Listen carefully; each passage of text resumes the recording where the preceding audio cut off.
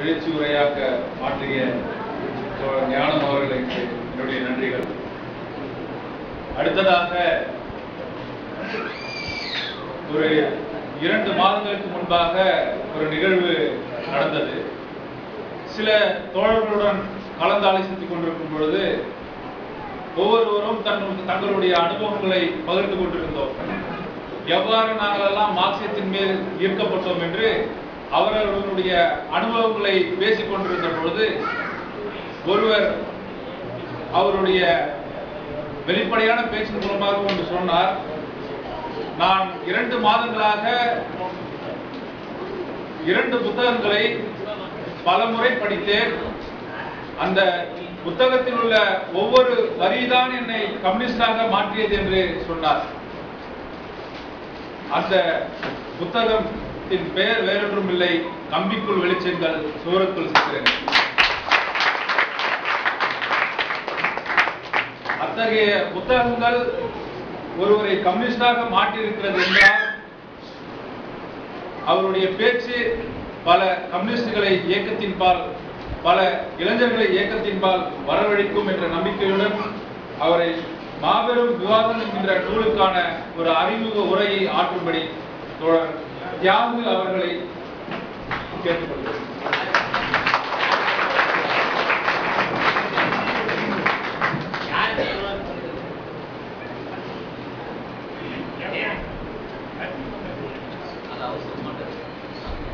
சமரன் வெளியீட்டகம் புதுவை பதிப்பகம் இணைந்து நடத்தும் நவம்பர் புரட்சி நூற்றாண்டு தொடக்க விழா நூல்கள் அறிமுக நிகழ்வினுடைய தலைவர் புதுவை பதிப்பகத்தின் பதிப்பாளர் தோழர் பிரதீப் அவர்களே, இங்கே எனக்கு முன் உரையாற்றியிருக்கிறேன் பேராசிரியர் பிரசாந்த் மொரே, தோழர் கீலா, கவிஞர் முனைவர் எழில்வேந்தன், தோழர் வெண்ணிலா, தோழர் சங்கரசுப்பு, தோழர் காலந்துரை, தோழர் ஞானம், தோழர் செயல்முருகன், ஏற்புரை தோழர் மனோகரன், நன்றிகளை சொல்லியிருக்கிற தோழர் புவனா ஆகிய தோழர்கள், அரங்கே நிறைந்து கூடியிருக்கிற சிவப்பு நெஞ்சங்களே, உங்கள் அனைவருக்கும் முதற்கனியுடைய வணக்கத்தை உரித்தாக்கியுள்ளது.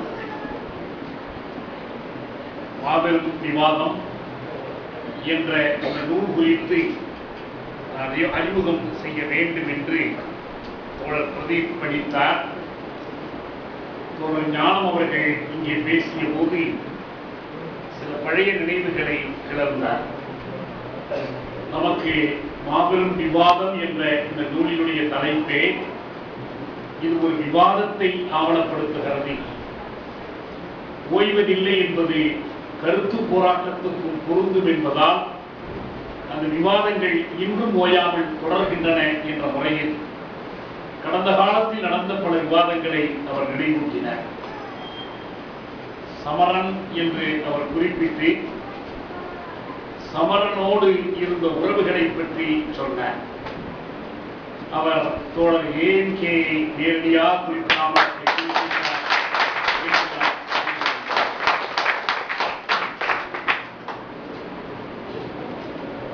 ஒரு மனிதனுடைய உருவாக்கத்தில் பெரும் தாக்கம் செலுத்திய சில தோழர்கள் இருப்பார்கள். என்னை பொறுத்தவரை நான் நானாக இங்கு நிற்பதில் பெரும் தாக்கம் செலுத்திய ஒரு தோழர் உண்டு என்றால் அது தோழர் ஏஎன்கே அவர்கள் தான்.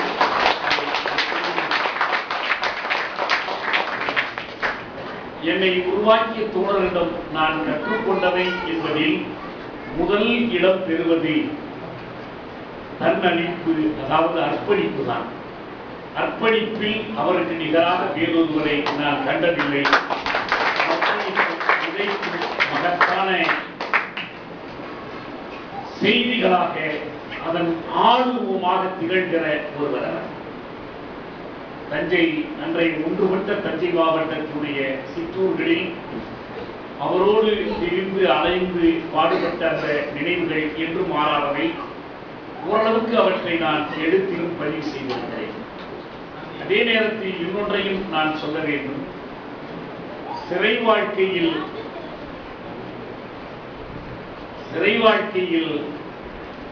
மிக குறுகிய காலம் இருந்து விட்டு வெளியே வருகிற பொழுதே அவர் தலைமையேற்று நடத்திய போராட்டங்கள் சிறப்பு மிக்கவை, போர்க்குணம் வாய்ந்தவை. இந்த போராட்டங்களை பற்றிய செய்தியையும் நான் அவரோடு நேரில் சரிபார்த்தே கல்விக்கு வெளிச்சங்களில் பதிவு செய்திருக்கிறேன். இன்னொன்றையும் இங்கே நான் குறிப்பிட வேண்டும். என்னுடைய சிறை வாழ்க்கையை பற்றி அவர் நினைவுபடுத்தியதால் சொல்கிறேன். சிறையில் மிக குறுகிய காலம்தான் அவரோடு நானும் தோழர் லெனினும் இருந்தோம். லெனின் முழுக்க முழுக்க அவரால் உருவாக்கப்பட்ட ஒரு தோழர். நான் அவரோடு பழகுவதற்கு முன்பு வேறு தோழர்களால் முன்னால் கொண்டு வரப்பட்டிருந்தேன். அப்படி வருகிற பொழுது தோழர் லெனினும் நானும் அவரோடு அவர் வருகிற நேரத்தில் விவாதங்கள் நடத்தினோம். இது அன்றைக்கு கட்சி திட்டம் தொடர்பாக, புரட்சியின் வழி தொடர்பாக உள்ளுக்குள்ளே விவாதங்கள் நடந்தன. ஒரு சிறிய பரப்புக்குள்ளே கூட அந்த கருத்து போராட்டங்களில் நாங்கள் காட்டிய அக்கறையை குறிப்பதற்காகத்தான் சூரக்குள் சித்திரங்களில் ஒரு தனி அதிகாரமே எழுதியிருப்பேன். ஸ்டார்ம் இன் எ டீகப் என்று ஆங்கிலத்திலே சொல்வார்கள். அதை தமிழிலே உழக்கில் ஒரு புயல் என்று எழுதியிருப்பேன். எப்படி இந்த மொழிபெயர்ப்பு உங்களுக்கு தோன்றியது என்று விகடன் ஆசிரியர் திரும்ப திரும்ப என்னை கேட்டார். நான் தமிழனுக்கு பழகியது உழக்கில் கிழக்கும் மேற்கும் பார்ப்பது தானே, இதில் உழக்குதான் எனக்கு வரும், எதிர தேடி கோப்பை வராது என்று சொன்னார். விவாதங்களை ஒட்டி தோழர் ஏஎம்கேயோடு நாங்கள் விவாதித்தோம். ஒரு முடிவுக்கு நாங்கள் வரவில்லை. ஒரு கட்டத்தில் அவர் என்னிடம் சொன்னார், இருக்கட்டும், நீங்கள் நிறைய மாறுபடுகிறீர்கள், அப்படி இருக்கட்டும், நாம் என்ன சேர்ந்து இங்கே செய்ய முடியும் என்பதை பற்றி பேசுவோம் என்று சொன்னார். நாங்கள் சிறையில் அதற்கு முன் நடத்தி கொண்டிருந்த போராட்டங்கள், அடுத்து நடத்த இருக்கிற போராட்டங்கள் எல்லாவற்றை பற்றியும் கூறிவிட்டு அவரிடம் சொன்னேன், எங்களுக்கு நெடுநாளாக ஒரு ஆசை இருக்கிறது, அது மார்க்சின் டேஸ் கேபிட்டலை தமிழாக்கம் செய்ய வேண்டும் என்ற ஒரு ஆசை. இதை நாம் இருவரும் சேர்ந்து செய்தால் என்ன என்பது என்னுடைய கேள்வி. தூக்கு தண்டனையிலே இருக்கும் போது சாவதற்குள் ஒரு சாதனை என்று இதை செய்ய வேண்டும் என்று தோழர் வலியுறுத்தி நான் கையில் எடுத்திருந்தேன். ஆனால் அதை ஒரு முறை படித்து புரிந்து கொண்ட பிறகுதான் தொடங்க வேண்டும் என்று தள்ளி போட்டிருக்கிறோம். நாங்கள் சந்திக்கிற காலம் என்பது 75 கடைசி என்று ஞாபகம். 74 தண்டனை குறைப்பெல்லாம் வந்துவிட்டது எங்களுக்கு. 74 இருந்த போராட்டங்கள் 74 கடைசியாக இருக்கலாம். திருச்சி சிறையினுடைய 20 கொட்டடிகள் உட்கார்ந்து பேசி பொது தோழர் ஏஎம்கே சொன்னார், சேர்ந்தெல்லாம் செய்ய வேண்டாம் தியாகி, இதை செய்தால் நீங்கள் தான் செய்ய முடியும் என்பது என் நம்பிக்கை. துணிச்சலாக செய்யுங்கள் என்று சொன்னார். அவர் சொன்ன பிறகுதான் அந்த வேலையை நான் கையில் எடுத்தேன். ஒரு முழு ஆண்டு காலம் என்னையும் இளைஞரையும் தனியாக அடைத்து வைத்திருந்தார்கள். அப்போது நான் சொல்ல அவர் எழுத ஆரம்பித்தார். அதுதான் முதன்பாக என்னுடைய தமிழாக்கமாக வந்தது. ஏன் அந்த நம்பிக்கையை கொடுத்திராவிட்டால் எனக்கு அந்த வேலையை செய்திருக்க முடியாது. இந்த மற்ற யாரும் அப்படி நம்பிக்கையை கொடுக்கவில்லை. இது என்னப்பா பெரிய வேலை யார் செய்யறது, நீ எங்கே செய்வது? அவர் தான் சொன்னார், முன்னால் உங்களால் முடியும் தியாக, நான் நம்புகிறேன், நீங்கள் தொடங்கி செய்யுங்கள் என்று சொன்னார். சமரன் 7 குறித்து நான் சிறையில் இருந்தபோது படித்து வந்தேன். நான் முதலாக சமரன் 7 நடத்தியவர் இஸ்மத் பாஷா. இஸ்மத் பாஷா தான், அதுவும் என்னை கூடவே குழந்தை கல்வியினுடைய மாணவர். அவர்தான் முதலாக கம்யூனிஸ்ட் அறிக்கையை தமிழாக்கம் செய்தவர். ஏற்கனவே குடியரசு இயக்கத்தில் தந்தை பெரியார் கம்யூனிஸ்ட் அறிக்கையை தமிழில் வெளியிட்டதாக சொல்வார். ஆனால் யார் மொழிபெயர்ப்பு என்பது எனக்கு தெரியாது. கம்யூனிஸ்ட் இயக்கத்தின் சார்பில் வெளியிடப்பட்ட முதல் மொழிபெயர்ப்பு இஸ்மத் பாஷாவினுடைய மொழிபெயர்ப்பு. 2வது மொழிபெயர்ப்பு தான் கிருஷ்ணய்யா செய்த மொழிபெயர்ப்பு. இப்போ 3வதாகத்தான் எஸ்ஆர் செய்திருக்கிறார். அந்த இஸ்மத் பாஷா நடத்திய 7 தான் சமரன். இந்த காலத்தில் அவர் நடத்தினார். பிறகு தோழர் ஏஎம்கே அவர்களை ஆசிரியராக கொண்டு சமரன் வந்து கொண்டிருந்தது. சிறைக்குள் நாங்கள் எல்லோரும் அதை படிப்போம். படித்ததற்கு பிறகு சமரனில் தோழர் ஏஎம்கே எழுதிய கட்டுரைகளை மறுத்து நான் அவருக்கு கடிதங்கள் எழுதினேன். ஏனென்றால் நீங்கள் சமரன் வெளியீட்டுக்கு என்னை அழைத்திருப்பதை நான் ரொம்ப பெருமையாக கருதுகிறேன். இது ஒரு மாற்று கருத்துக்கு அளிக்கிற மதிப்பு. அது தோழர் ஏஎம்கேனுடைய பண்பு. ஒரு மாற்று கருத்தோடு நல்ல விவாதங்களை நாங்கள் நடத்தியிருக்கோம். சில நேரத்தில் நாங்கள் உட்கார்ந்து விவாதித்துக் கொண்டிருக்கிற போது பயன்படுத்துகிற சொற்களை பார்த்து மாட்டிக்கொண்டும் இருக்கும். ஏதோ 2 பேரும் கிராமத்தில் நாட்டு பறிக்க போனவர்களை போல வாழ்ந்து கொண்டிருப்போம். இடையிலே நாங்கள் பேசிக் கொண்டிருக்கிற பேச்சை பார்த்தீங்க ஏதோ பேராள் மாதிரி தெரிகிறது என்று கண்டுபிடித்து அப்படி விவாதிக்கக்கூடியவர். அதற்கு நான் எழுதினேன், அது உங்களுக்கு தெரியும். இந்த கட்டுரைகள் பின்னாலே ஒரு சிறு நூலாக கூட வந்தது. அப்படி ஒரு விவாதத்தை அதே போல மேஸ்லைனோடு விவாதம் நடத்தப்பட்டது, சிறையில் இருந்தபடியும் நடத்தப்பட்டது. அப்படி இன்னும் ஒரு செய்தி கூட உங்களுக்கு நான் சொல்ல முடியும். என்னை கோவை சிறையில இருந்து சிறை மாற்றம் செய்கிறார்கள், கடலூர் சிறைக்கு என்று நினைக்கிறேன். சமரன் ஏட்டை நான் தான் சிறைக்குள் பைண்டிங் செய்து ஒரு கட்டாக தொகுத்து வைத்திருந்தேன். நான் கட்டா வைத்திருந்தேன். ஒரு இதழ் தான் சிறைக்கு வரும். எங்க எல்லோருக்கும் சேர்த்து நாகரசன் தோழர் தமிழரசன் உட்பட 10 பேர் இருந்தோம். இது ஒரு அந்த கட்டாக நான் வைத்திருந்தேன். கட்டாக வைத்திருந்த போது இந்த புத்தகம் எனக்கு வேண்டும் என்று நான் தோழர்களிடம் கேட்டேன். அப்படி கேட்டபோது அவர்கள் நாங்கள் எல்லாம் கூடி முடிவு செய்து தான் சொல்லுவோம் என்றார்கள். கூடி எனக்கு கொடுப்பதில்லை என்று அவர்கள் முடிவு செய்தார்கள். எனக்கு சிறை மாற்றத்துக்கு ஒரு நாள் தான் இருந்தது. மறுநாள் காலையில் நான் புறப்பட முடியும் சிறைக்கு. நான் ஒரு முடிவு எடுத்தேன். சரி, என்ன கொடுக்க மாட்டீர்கள் தானே, நான் போறதுக்குள்ள அந்த குறை எழுதிக்கிட்டு உங்கள்கிட்ட கொடுத்துறேன் என்று அன்று இரவு முழுக்க உட்கார்ந்து கையெழுத்தாக நோட்ல எல்லாத்தையும் நான் படியெடுத்தேன். ஒரு சிறப்பான செய்தி என்னன்னா, கோயம்புத்தூர் சிறைக்கு போனவர்களுக்கு தெரியும், சிறையில ஒரு சினிமா கொட்டகை உண்டு. அந்த சினிமா கொட்டகையில கொண்டு போய் சினிமா காட்டுவாங்க, அங்க போய் படம் பார்க்கலாம். எங்களுக்கும் அந்த சலுகை அந்த கண்காணி படம் கொடுத்துருந்தாங்க. நாங்களும் அந்த கொட்டகையில போய் படம் பார்ப்போம். அன்றைய நாளில் நான் ரொம்ப விரும்பி பார்க்கக்கூடிய ஒரு பாலச்சந்தர் படம். அதுல நடிச்சிருக்கிறது இந்த ஒரு பசியில நடிச்சாங்க ஒரு அம்மா சோபா. எனக்கு அவங்க நடிப்பு பிடிக்கும், எல்லாம் பிடிக்கும். நான் இருக்கிறேன், வள்ளுவன், கோபால், குமாரப்பன், கிருஷ்ணசாமி, பஞ்சலிங்கம், தமிழரசன், அத்தனை பேர் இருக்கும். நான் என்னால என்ன முடிஞ்சு சமரன் எழுதணும்னா அந்த படம் பார்க்க முடியாது. எனக்குன்னு ஒருத்தர் எஸ்கே கார்டு போட்டுட்டு போகணுங்கிறதுக்காக சிறை அதிகாரிகள் இல்லை நீங்கள் படத்துக்கு வந்துதான் ஆகணும். உடனே சொன்னேன், எனக்கு வயிற்று போக்கு, என்னால வந்து அங்க எப்படி போக முடியும் என்று நான் சொல்லிட்டு முடியாது. எனக்கு கால ஆள் போடாதீங்க போடாதீங்க இருக்கிறேன் என்று அந்த ஒரு இரவில் உட்கார்ந்து எனக்கு தேவையான எல்லா கட்டுரைகளையும் படி எடுத்துக்கொண்டு காலையில் எடுத்து போய என்று நான் அந்த அளவுக்கு அது எனக்கு ஈடுபாடு. கருத்து மாறுபாடு இருக்கலாம், அது வேறு செய்தி. ஆனால் அதில் வந்த அந்த ஆழமான கட்டுரைகள் இன்னைக்கு என்னுடைய பழைய நோட்டு புத்தகங்களை தேடி பார்த்தால் சமரன், என் கையால் எழுதப்பட்ட சமரன் என்னிடம் இருக்கும். அது மாதிரியான ஒரு தொடர்பு உறவு இருக்கிறது. இந்த முயற்சி என்பது ஒரு இன்றைக்கு என்ன தேவை, நம்முடைய இந்த அரங்கத்திலே இருப்பவர்களை மட்டும் நான் மனதில் வைத்து சொல்லவில்லை. தமிழகத்தினுடைய இளைஞர்கள், மாணவர்கள் பொது வாழ்க்கையில் அக்கறை கொண்டிருக்கிறார்கள். ஏதாவது நல்லது நடக்க வேண்டும், மாற்றம் வேண்டும், அரசியலில் மாற்று வேண்டும் என்று ஆசைப்படுகிற எல்லோரையும் மனதில் சொல்கிறேன். தமிழக அரசியல் அரங்கில் இருக்கிற மிகப்பெரிய ஒரு நம்பிக்கை அரசியலுக்கு கொள்கை வேண்டும். அவ்வளவு. ஒருத்த மனைவி கிட்ட கோவிச்சுட்டானா உடனே ஒரு அரசியல் கட்சியை ஆரம்பிச்சிடலாம். வீட்டு சண்டையை நாட்டு சண்டையாக்கிறான். எப்படா கட்சி ஆரம்பிச்சான்னா அடுத்தவன் என்ன விளக்கம் சொல்றான், அவர்கிட்ட காசு இருக்கியா, அவர்கிட்ட 4 பேர் இருக்கலாம், பணபலம் ஆள்பலம் எல்லாம் இருந்தாச்சுன்னா கட்சி ஆரம்பிச்சுன்னா எது தேவையில்லை, கொள்கை தேவை.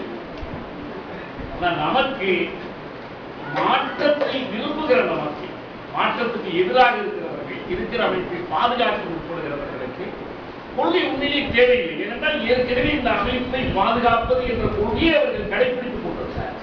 கொள்கை இல்லை என்பதே ஒரு கொள்கை.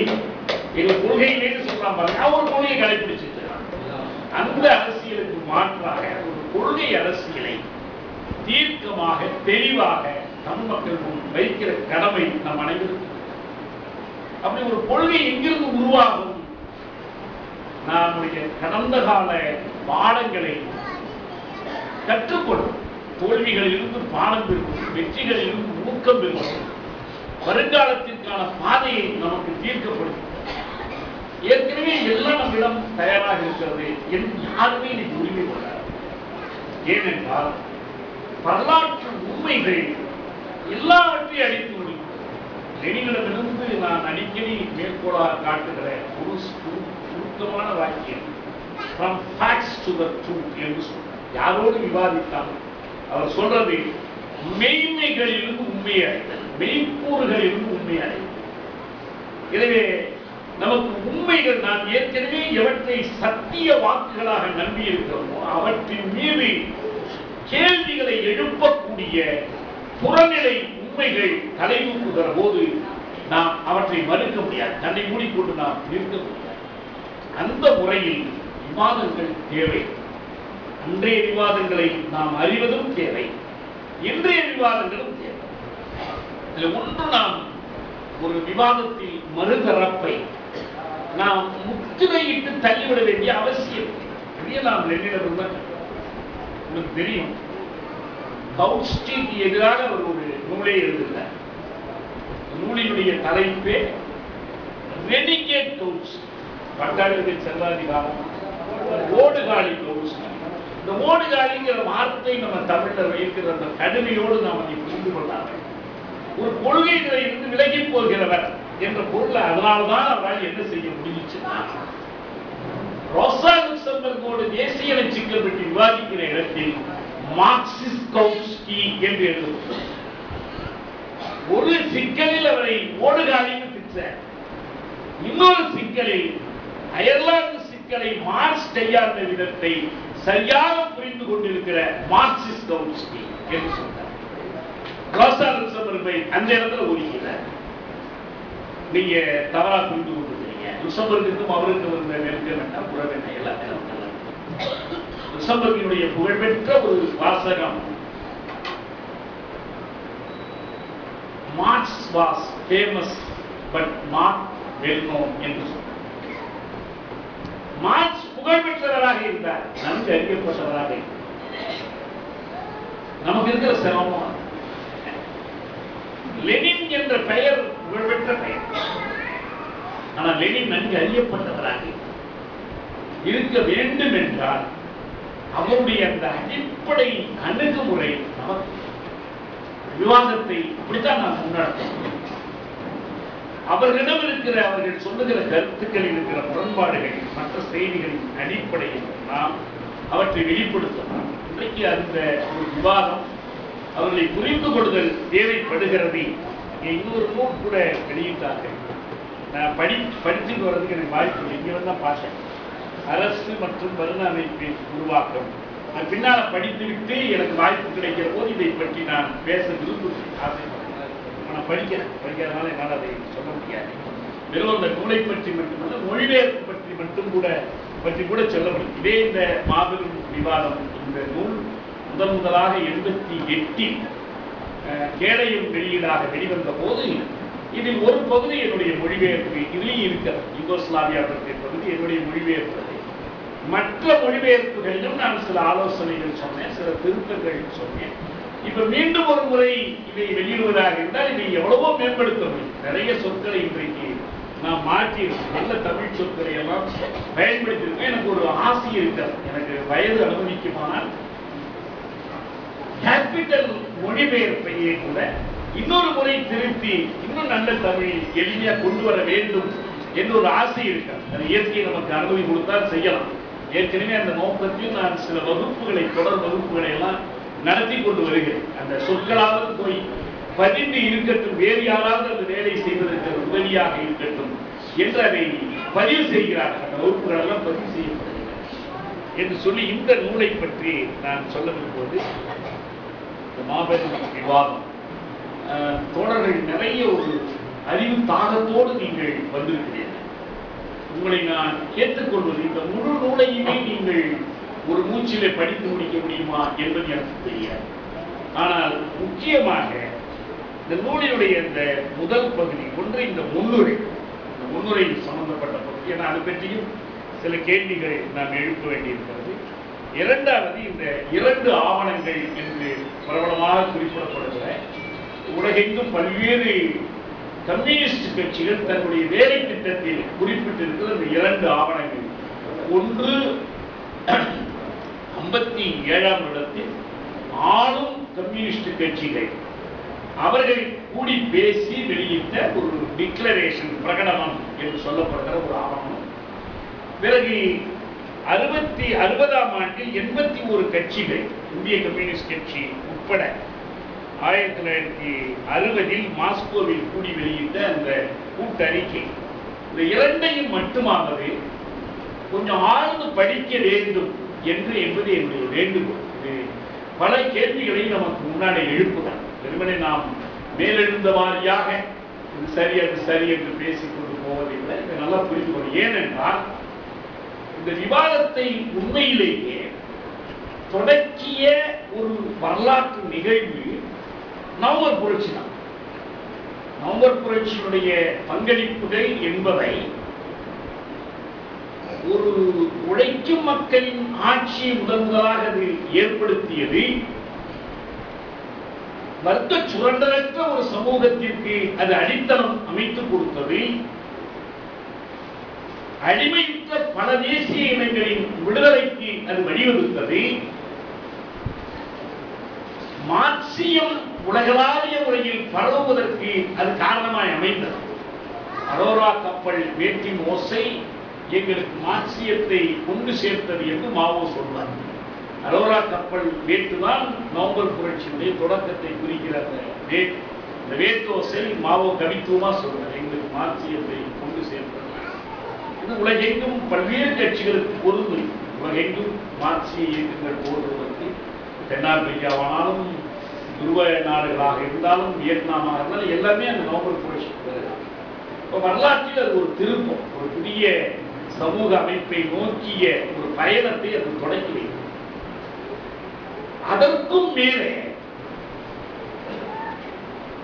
இன்றைக்கு நாம் அந்த நினைவுகளை இன்னும் சொல்ல போனால் முதலாளித்துவ அமைப்பு நிலவக்கூடிய நாடுகளில் புரட்சி குறித்த அச்சத்தின் காரணத்தினாலேயே பல திட்டங்களை செயல்படுத்துவதற்கு அது ஒரு தூண்டுதலாக அமைக்கும்.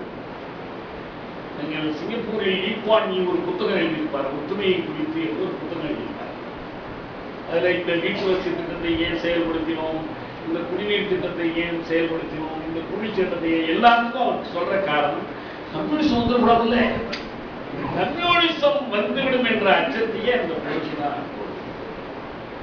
நமக்கு தெரியும் இந்தியாவில் கம்யூனிஸ்ட் இயக்கம் தோன்றுவதற்கு அந்த புரட்சி தான் காரணமாக. அப்படி ஒரு புவி குலுங்க நிகழ்ந்த ஒரு மாபெரும் புரட்சி. என்ன நாம் உண்மையிலேயே வருத்தப்பட வேண்டிய செய்தி என்றால் அதனுடைய நூற்றாண்டை நாம் கொண்டாடுகிற வேளை அந்த நாடு இன்றைக்கு ஒரு சோசியலிச நாடாக இல்லாமல் போய்.